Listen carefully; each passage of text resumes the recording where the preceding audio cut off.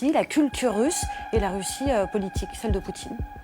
Je pense que l'Occident est un donneur de leçons, qui se croit toujours autorisé à donner des bons points ou des mauvais points, qu'il a des années de colonialisme, des années de méfaits, la guerre il n'y a pas très longtemps. Donc je pense que les journaux, les journalistes, mesdames et messieurs, ils ont toujours besoin de diaboliser quelqu'un. C'est beaucoup moins simple que ça.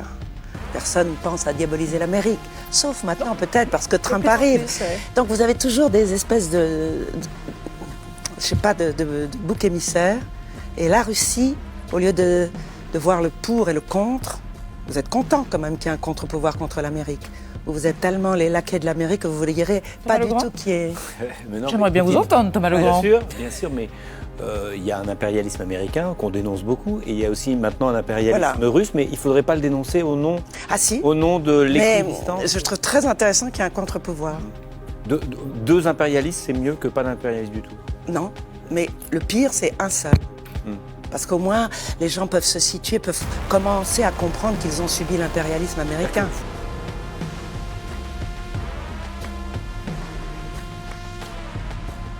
Le colonel Kadhafi a méprisé cet avertissement. Nos forces aériennes s'opposeront à toute agression des avions du colonel Kadhafi contre la population de Benghazi.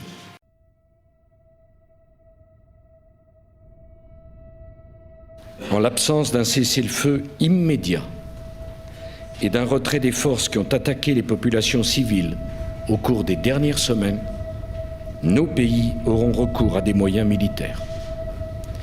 Cet avertissement a été repris par tous les participants au sommet qui vient de s'achever.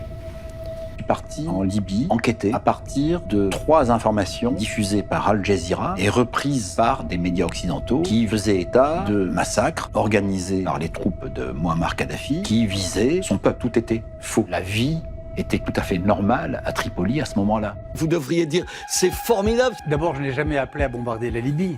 Des frappes ciblées. Il s'agit de mettre hors d'état de nuire les 3 aéroports d'où partent les avions de Kadhafi, et il s'agit d'établir entre Benghazi et les chars de Kadhafi une muraille, en effet, de feu. D'abord, je n'ai jamais appelé à bombarder la Libye. Vous devriez dire, c'est formidable. Le colonel Kadhafi a méprisé cet avertissement.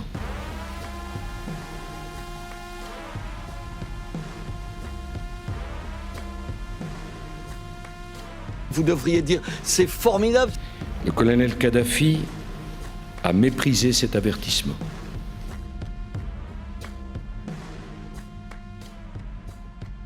Vous devriez dire, c'est formidable.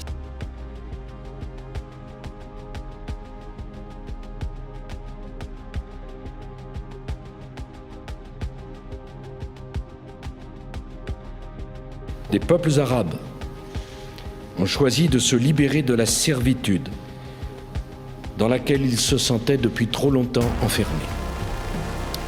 Ces révolutions ont fait naître une immense espérance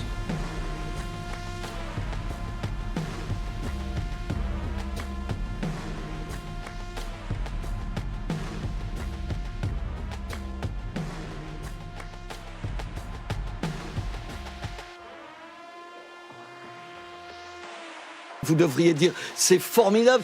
Bah ouais, depuis que l'ONU a lancé des pays en 2011 pour libérer les Libyens de Kadhafi avec des bombes, mais attention, hein, c'était des bombes où il y avait marqué démocratie, et ben la seule chose qu'ils ont réussi à libérer, c'est la guerre.